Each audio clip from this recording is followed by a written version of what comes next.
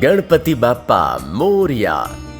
ये नारा सिर्फ आस्था का नहीं बल्कि करोड़ों दिलों की धड़कन है। गणपति उत्सव सिर्फ धार्मिक पर्व ही नहीं बल्कि समाज, संस्कृति और अर्थव्यवस्था का संगम भी है।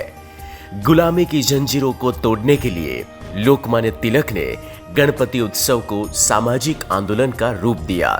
तब से लेकर आज तक ये पर्व समाज को जोड़ने का काम कर रहा है। कैसे? चलो अब ये भी समझ लेते हैं। मूर्तिकार कारीगर महीनों पहले से मूर्तियां बनाना शुरू कर देते हैं। फूल वाले सजावट और पूजा के लिए फूलों की भारी मांग। डेकोरेशन वाले मंडप सजावट का बड़ा बिजनेस। मिठाई वाले मोदक, लड्डू और मिठाइयों की बिक्री चरम पर। साउंड डीजे वाले शोभा यात्रा और आरती के दौरान।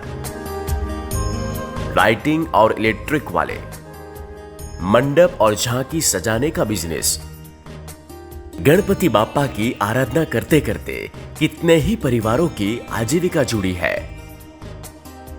कारीगरों की मेहनत, मिठाई वालों का स्वाद, फूल वालों की खुशबू और डेकोरेशन वालों की कला सब मिलकर करोड़ों की अर्थव्यवस्था को जन्म देते हैं।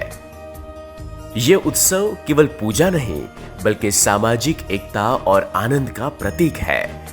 यहाँ हर कोई किसी न किसी रूप में भागीदार होता है। हाल के वर्षों में प्लास्टर ऑफ पेरिस की जगह पर्यावरण मित्र मूर्तियों पर जोर दिया जा रहा है, जो अच्छी बात है। आज बदलते समय के साथ भक्ति का स्वरूप भी जिम्मेदारी का रूप ले रहा है। इको फ्रेंडली गणपति मूर्तियां इस बदलाव की मिसाल है और मिट्टी की मूर्तियां प्रमाण। गणपति बाप्पा का आगमन भले ही हर्षोल्लास से होता है पर विदाई का क्षण भावुक कर देता है।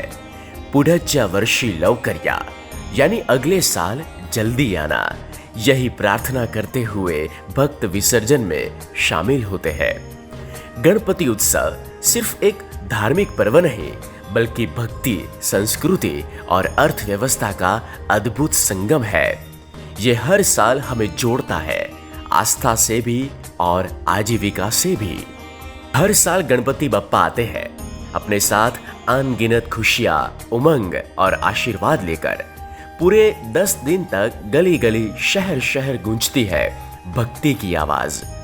ढोल ताशों की थाप, आरती की धुन और मोदक की मिठास सब मिलकर एक अद्भुत माहौल बनाते हैं। पर जैसे ही विदाई का समय आता है हर आंख नम हो जाती है, क्योंकि बप्पा सिर्फ मूर्ति नहीं बल्कि परिवार का हिस्सा बन जाते हैं। उनकी विदाई में आंसू भी होते हैं और उम्मीद भी कि पुढच्या वर्षी लवकर्या, अगले साल जल्दी आना।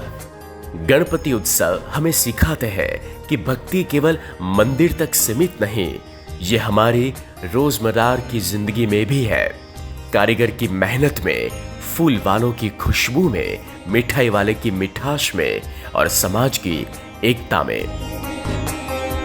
बप्पा हमें हर बार यही संदेश देकर जाते हैं, जहां आस्था है वहां शक्ति है, जहां एकता है वहां समृद्धि है। जय गणेश।